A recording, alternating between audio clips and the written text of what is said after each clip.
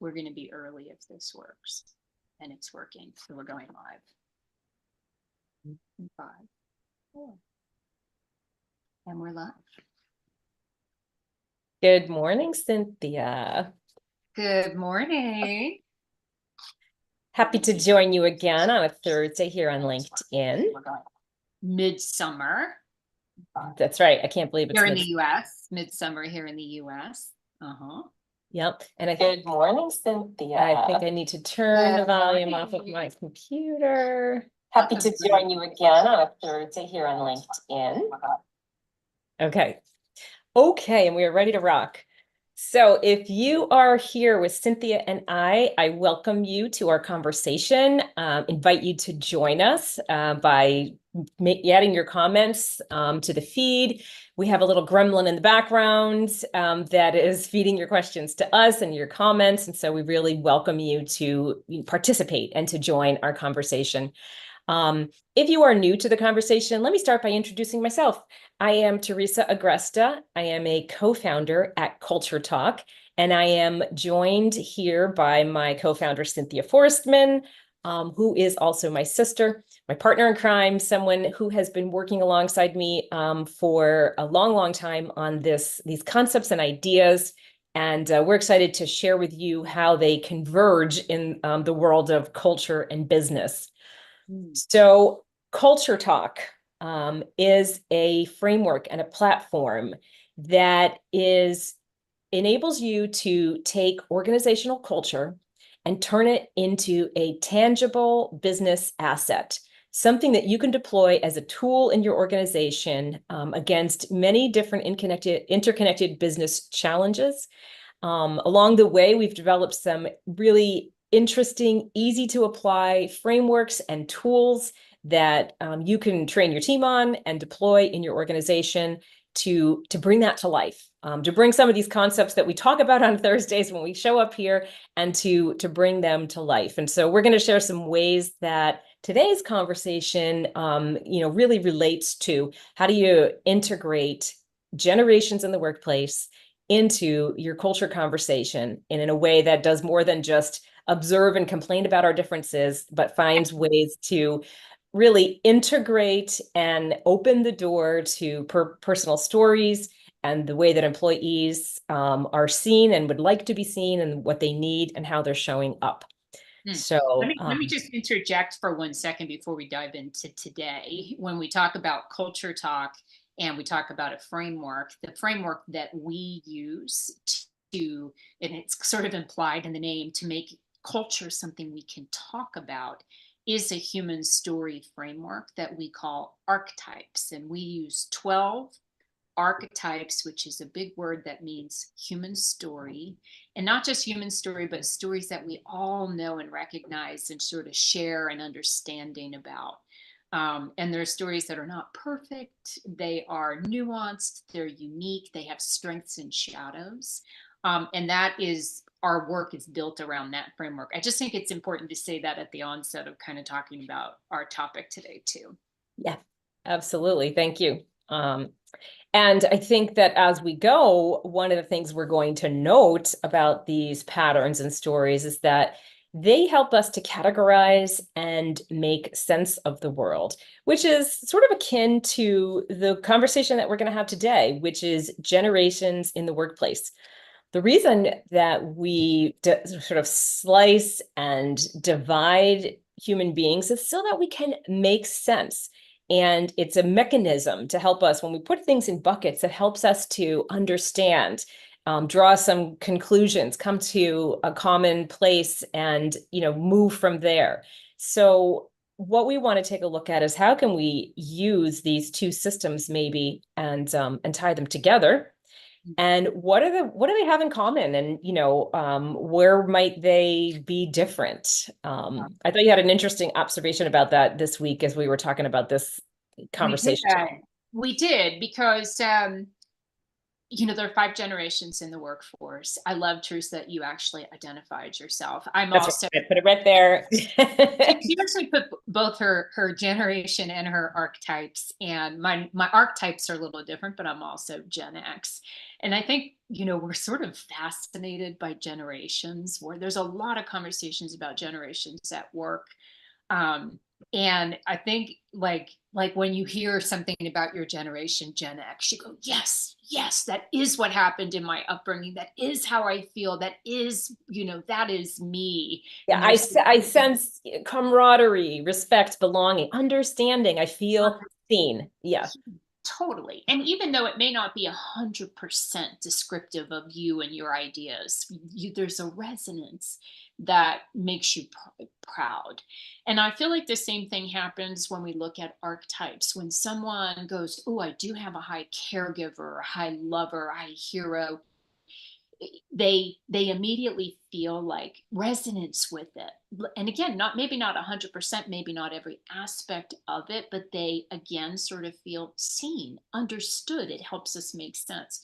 And so as we were getting ready for this call, and I was just researching some of the things they're saying right now about generations at work, what occurred to me is that in both systems and generations, there are patterns, right?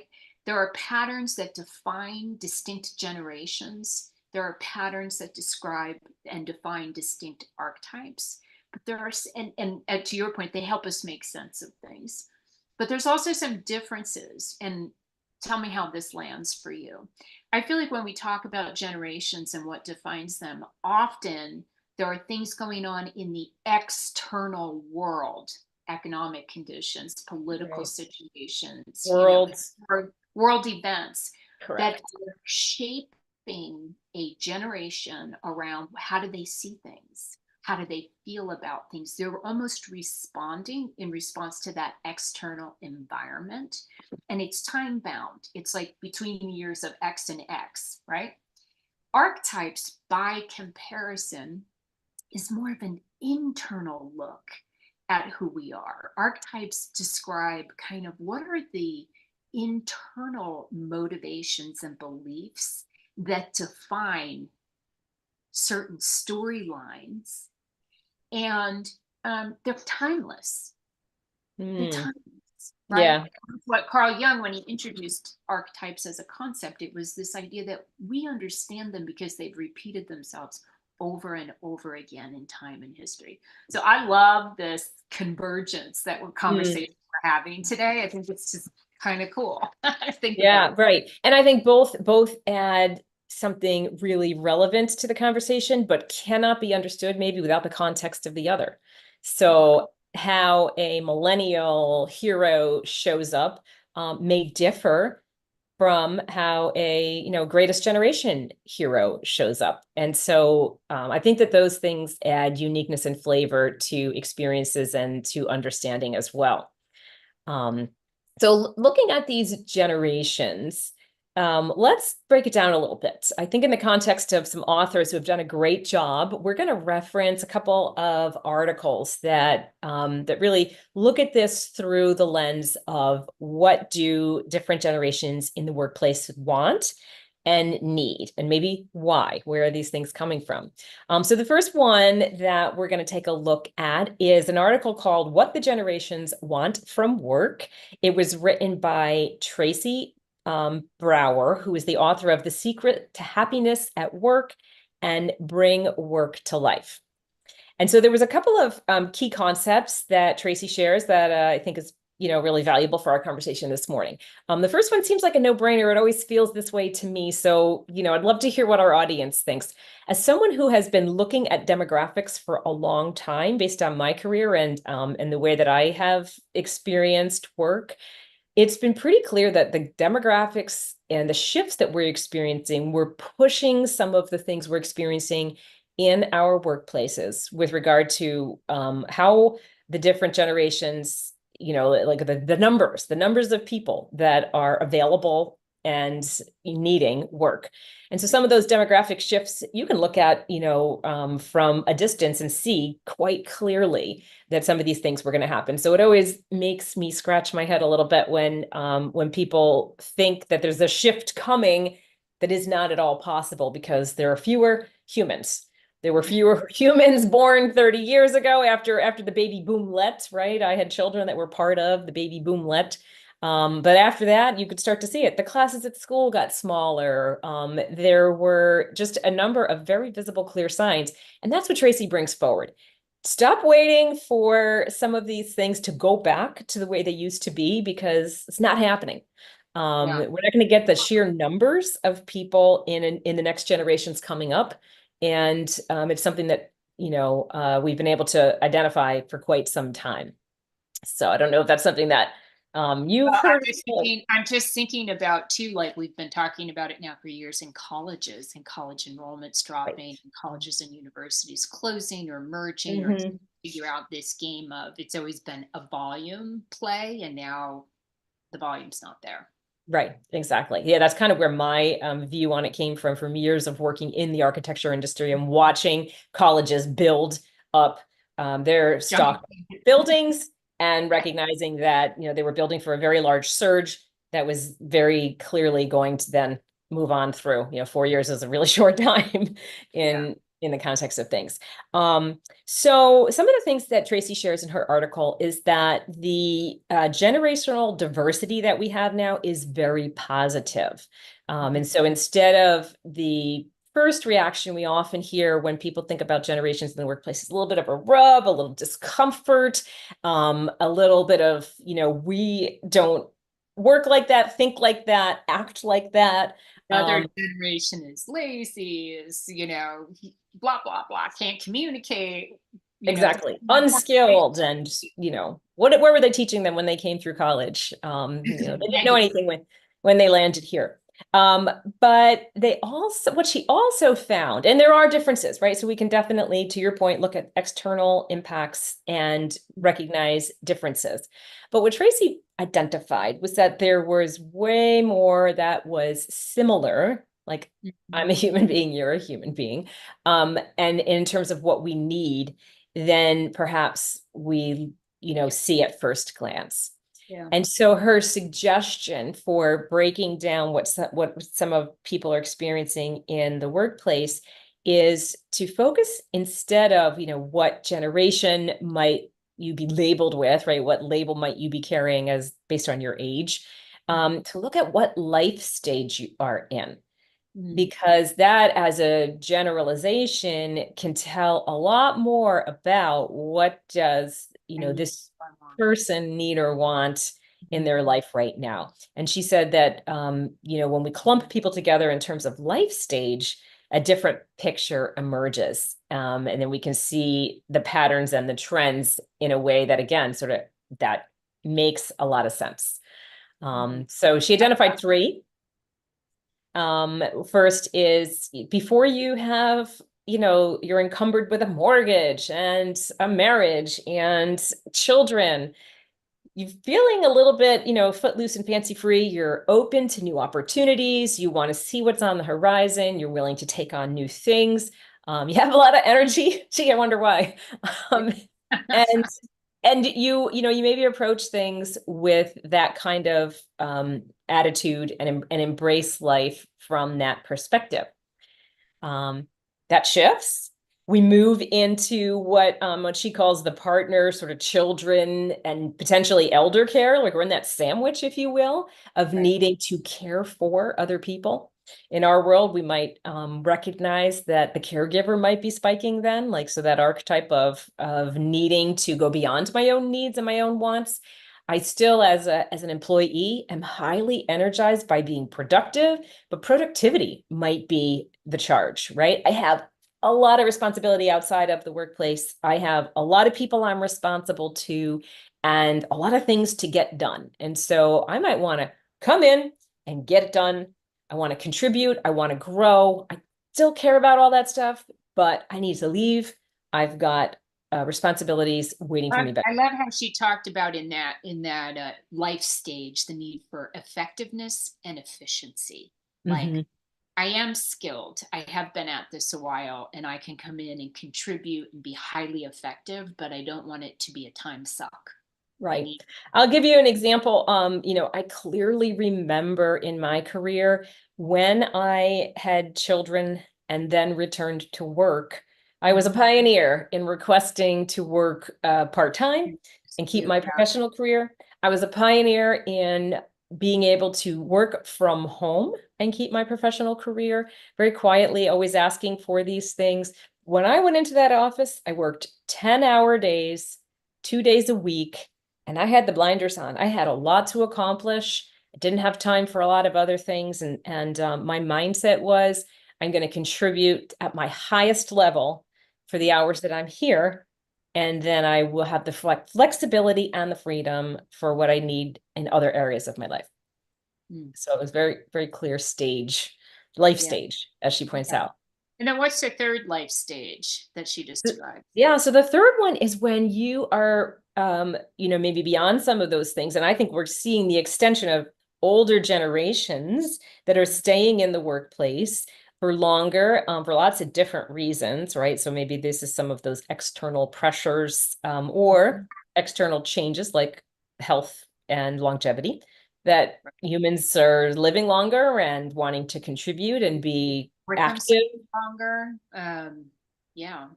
Right. So in that phase, you are invested in sharing your knowledge, passing on your legacy, helping the people underneath you to succeed.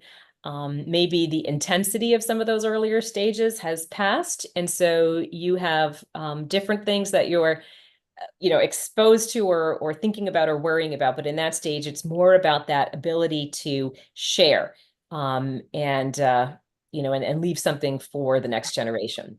So I liked that shift in thinking because we might all arrive at those life stages at different points in our actual biological age. And so it doesn't, instead of boxing us in the way that we might experience if we're being labeled as part of a certain generation with XYZ characteristics, she breaks it down in a way that identifies, what's really happening in your life.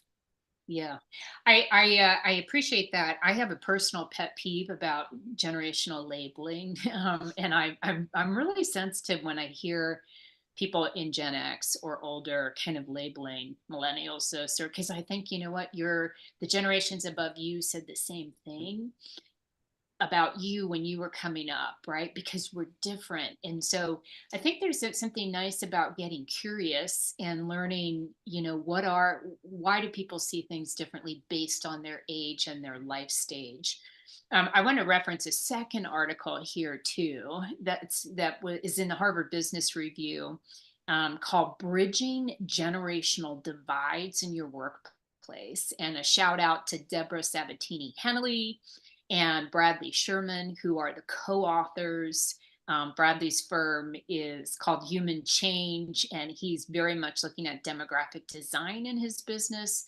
Deborah is the founder and president of Resility. I think that's how you say it, but there's a lot of education around workshops and so forth around this whole idea of generations in the workforce.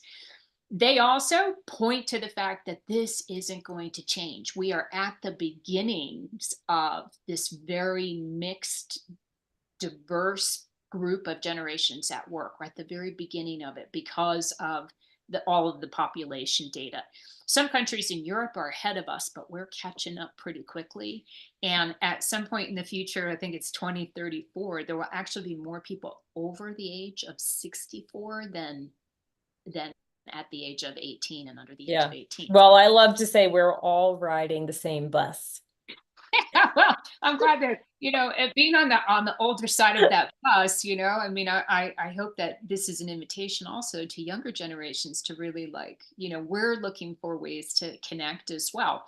But, so they lay out that case and they say, hey, here's the truth. You have to figure out in your organization how to get these generations to connect, how to get them to collaborate, how to get them to resolve conflict. I'm just going to read some of the headlines, as you go through. It says, if you're going to retain particularly older workers who are going to be in the workforce longer, you have to be thinking about, collaboration and communication across generations. Even though my son will text his boss and I'm like, oh, should you text him on the weekend? Like we have different styles. You have to think about, where do you build some common ground? How do you connect people and build trust? How do you do mentoring? Right? How do we grew up in a time in our careers where like learning things on the job was very different. I want you to talk about the story there, but so I'll pause. You tell a story. I love your mentoring. Yeah, right. It reminds me back to a story that I experienced, and then something that I'm actually working with a company on now. When I was early in my career, I did a lot of work with photographers.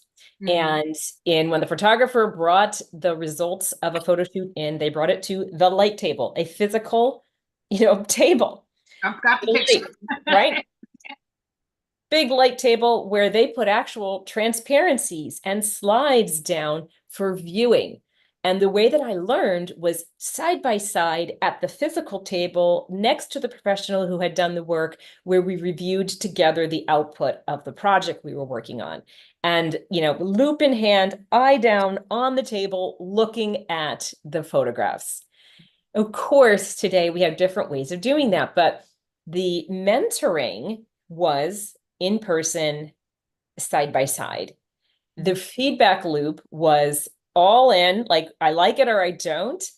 The learning was in the moment. Today's generations, by default, don't do that. It doesn't make any sense, right?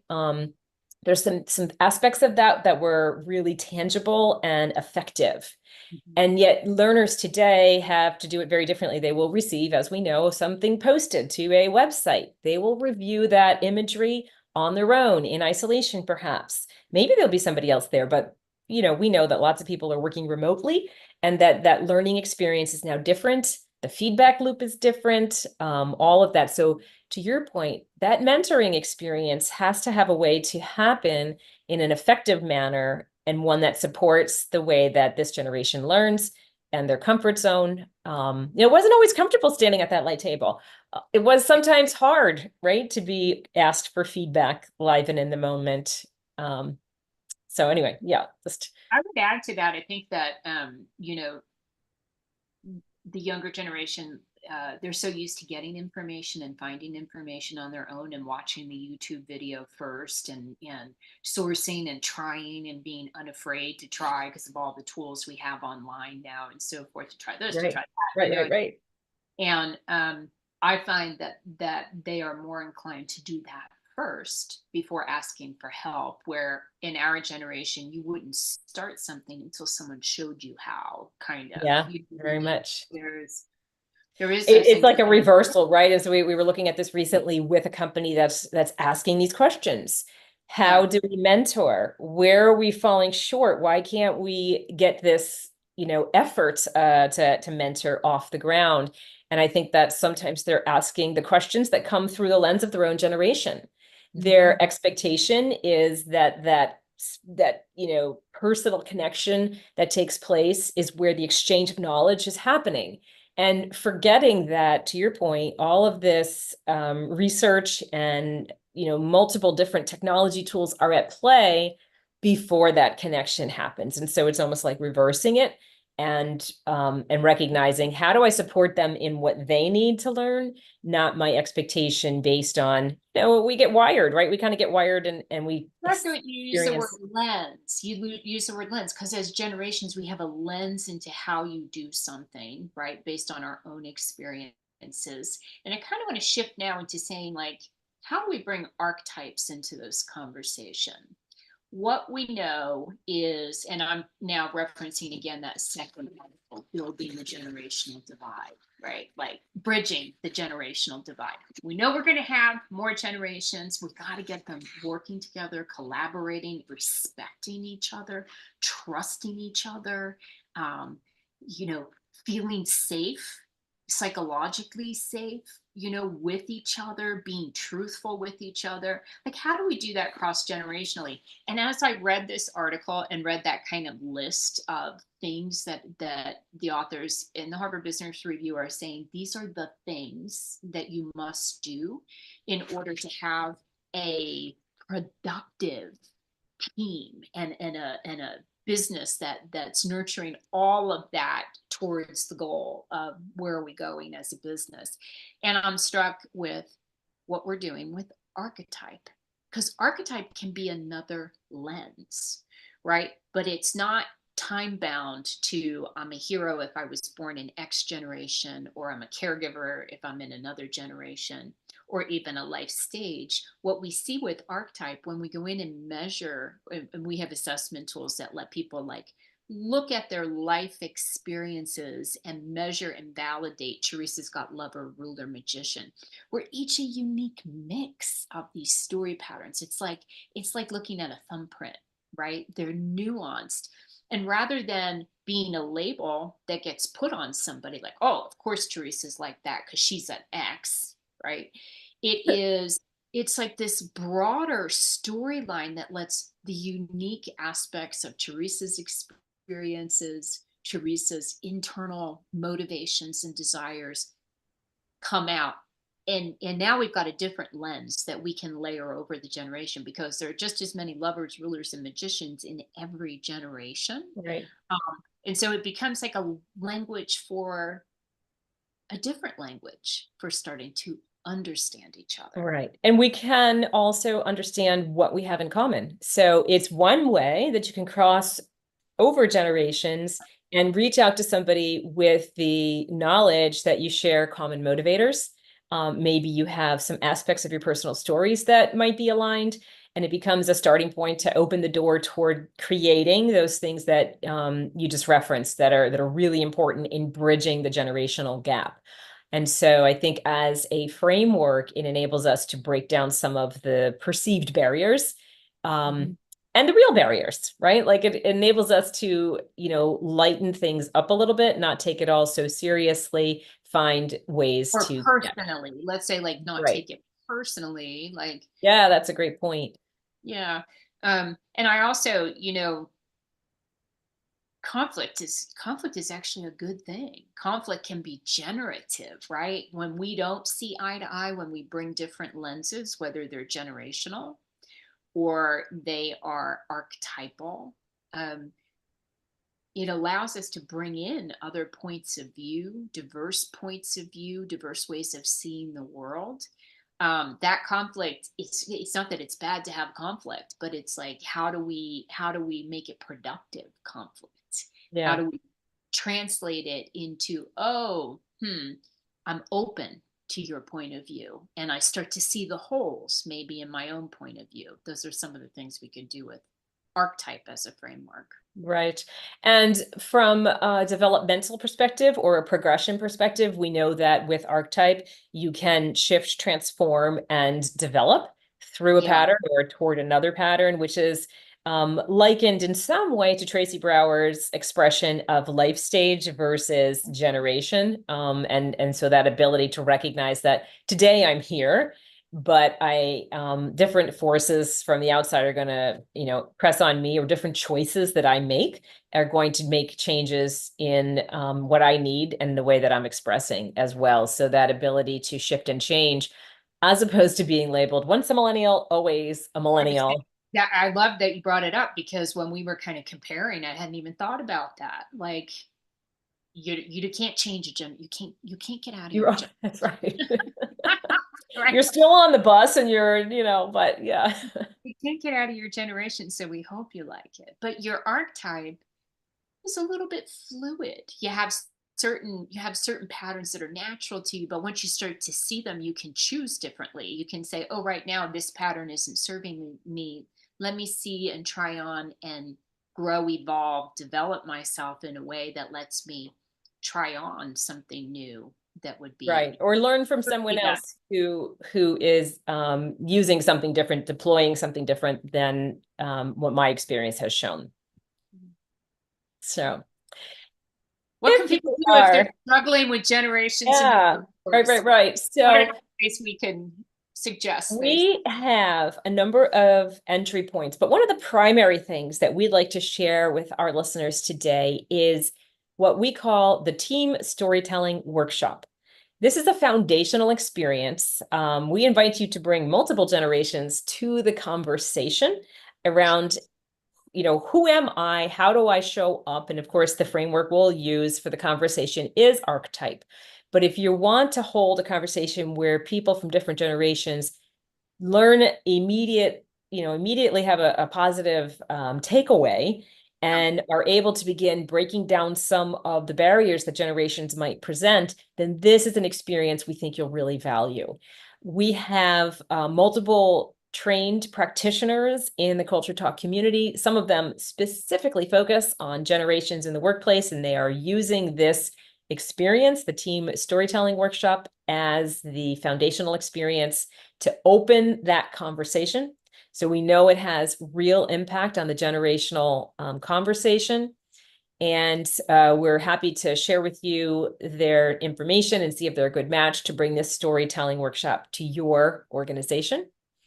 We also have a program to train you to deliver this work as well.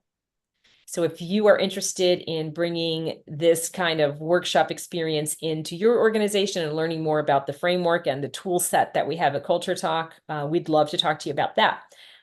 We have a program that starts in September.